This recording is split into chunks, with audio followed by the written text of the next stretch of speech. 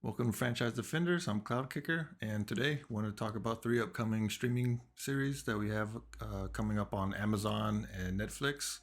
And let's see what's the deal with them. Some of them may have been on your radar, some of them might have slipped by. But the first one, let's talk about The Witcher season three. Now, season two ended up having a lot of delays, especially with production and filming with the pandemic, which is why we had to wait a pretty good amount of time between season one and season two. Now for season three, right now it's been announced it's in pre-production. So what does that mean? That means hopefully within the next month or two, like February or March, they should start filming. Now, does that necessarily mean that we're going to see season three in December? Yeah, I want to count on it. I mean, that's a pretty short amount of time. Can't really judge on the past seasons that they've done because they've started and stopped so many times with throughout the whole season with different things coming up in the pandemic. You can't really judge their timeline on how long it's going to take them to film and then how much post production that they're going to be putting into it to add all the special effects, especially the magic or any creatures that they're going to add into it. And we know the quality that they do put out. They're putting out some actually good quality in it. So I would think possibly maybe early spring of next year. Hopefully they stay on. Hopefully they get back on track. Not stay on track, but get back on track. As the first season was almost unanimously loved by everybody. The second season kind of started veering away from what people wanted. People wanted more Witcher, and we saw that they kind of like started shifting towards Ciri and Yennefer. So the showrunners did talk about what's going to be in the new season. As to the last one, they kind of like did a little bit on the Blood of Elves novel, if you've read any of the books. But I guess apparently that whole storyline wasn't finished. So some of that will still end up in season three. And then the rest of season three is going to have a lot of the time of contempt. So I haven't read any of the series yet.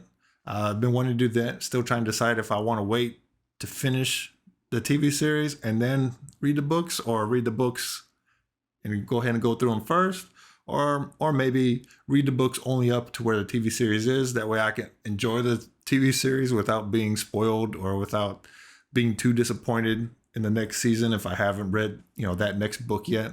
So if you have any suggestions, let me know below. Give me your ideas, like which approach I should take, going ahead trying to catch up with the novels or not. Now, the second series, I had almost totally forgotten all about this series, and this is the Carnival Row. If you don't remember, a couple years ago, Carnival Row came out on the Amazon series. It's kind of like one of the first series that really drew me into seeing the quality that Amazon Studios actually had. Like they can put out something good. And it was, if you haven't seen it, it's kind of like a steampunk and fantasy mixed together. Pretty original. The cast was Orlando Bloom and Kara Divin. I can never pronounce her name, but you've seen her pictures right here, like up next to me. From Suicide Squad. So they were really good in it, and the quality, the special effects, the costumes, everything felt natural. Everything felt very Hollywood, very good quality. That you'd see something like this in a movie. It didn't feel like a CW film. It didn't feel like a soap opera. They put some time and effort into building all the sets and making you kind of like escape into this world. It was a very good escapism series, and it just disappeared because the pandemic hit, and it just went away. And everybody was wondering if it was ever coming back. And so, but back in September, they actually finished filming. So depends on how much production time, just like with The Witcher, depends how much production time they need in it, how much special effects they need in this film, because it does deal with some fantasy characters. So a lot of people are hoping for February, but possibly it could be in the summer or in the fall maybe. So keep that one on your radar. I'll keep it on mine. Keep looking at it, and if I find out anything new, I'll let you guys know. Now for the big one, it's going to be Fallout. Now last year, actually, Amazon confirmed that they have the rights to do a Fallout series. They've actually been trying to get these rights since 2020. And so some people have been hearing rumors here and there about it, but it was just recently confirmed that it is happening, and they're going to be doing filming.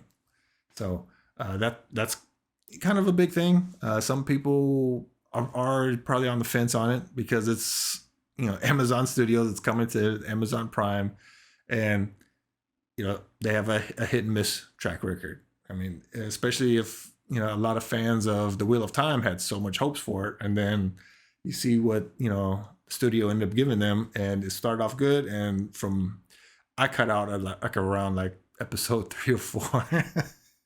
I'm not gonna lie to you, I got out of that early. I'm still being whether to get back in or not, but you get stuff like that. You get like some they kind of like half ass into it. They get like such a great IP, and they get going, and then they just don't follow through with it. But there's no plot yet on it. There's no story. So we don't know like which way that they're going to take, where they're going to just follow like a wanderer, or if they're going to start from like the beginning of like somebody coming out of the vault, if they're going to make a kind of like a new scenario of like the video games, because we've seen how the games start with Fallout, and how everyone kind of like has a different everyone has like a different beginning of them coming out of the vault. So they're not all exactly the same. So we'll see if they end up coming up with something new, get a fresh idea, and if they're going to reuse any of the antagonists we've seen through it, or they're just going to keep the setting and make it all new, which would probably be the smart thing. The smart approach would be trying to make this like a new video game. Come at it like it's a brand new Fallout, like Fallout 5 or something like that.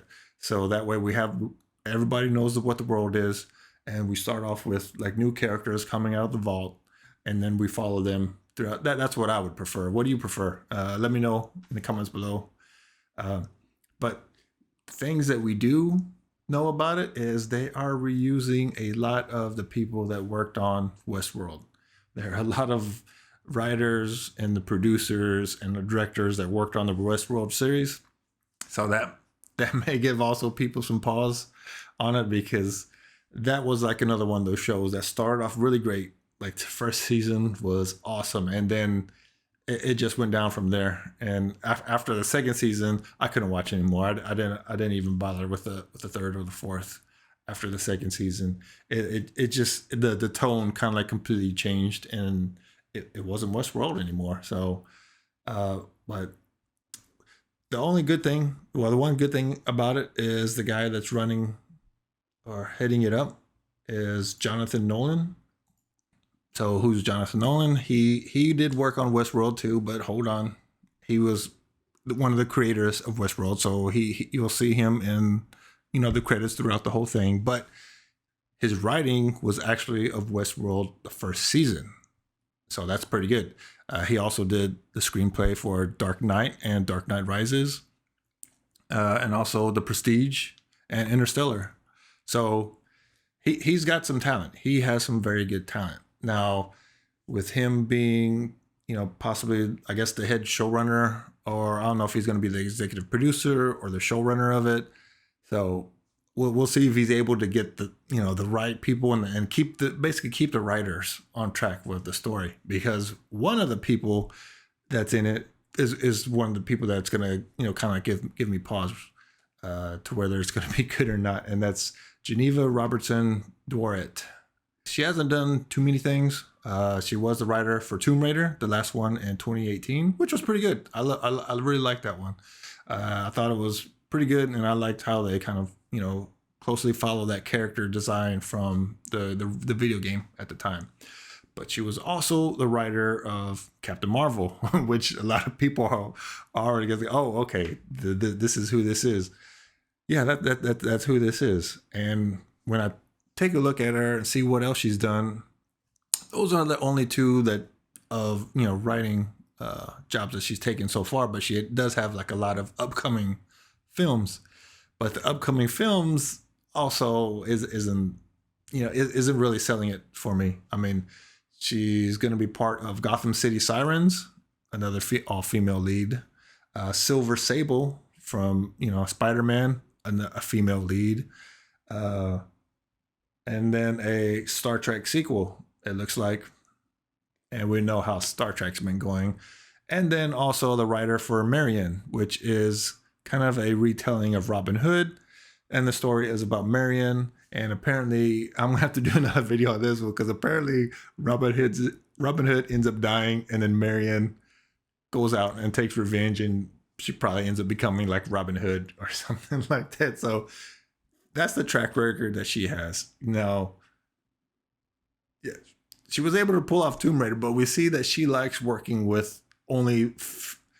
It looks like she prefers with female leads and female leads only with all the projects that she's been doing now. So that's that. You know, that immediately like raises flags for me. It raises questions like, oh, is she going to be trying to inject, you know, some of this kind of stuff in this film? You know, like the female empowerment, but the female like Mary Sue qualities and the anti patriarchy and you know, different stuff like that doesn't belong like in the film unless it's actually part of the story. And I guess that could be part of the Fallout story if they go with a female lead character and she's trying to take down the patriarchy of a post-apocalyptic Earth. Oh man, that just made everything worse for me. I wish I did not just come up with that idea. now I can see that happening. But hey, we'll keep these things on our radar, and if you find out anything about it and you want me to take a look, you can hit me on my Twitter. But other than that, hey, thank you guys for watching. Just want to do this quick thing, go over these 3 new series, or 2 of them recurring and the 1 new series coming up. And what are your hopes for the Fallout franchise being on Amazon Prime? So are you having hope for it, or are you just gonna stay on the sideline until you see some evidence that they can do something, you know, properly and with respect to a franchise doing a reboot? Because we've seen some of the stuff on Amazon some of the stuff can be good, but on the other hand, we've seen them stuff, especially when they're trying to do adaptations, it doesn't come out good. So hey, we can only be hopeful, right? But hey, thank you guys for hanging out. I'll talk to you guys later. Hey, it's Cloud Kicker. If you enjoyed hanging out, go ahead and hit that like button for me. And if you find anything that you want me to cover, go ahead and reach me on Twitter at FranchiseDefend. I'll see you guys next time.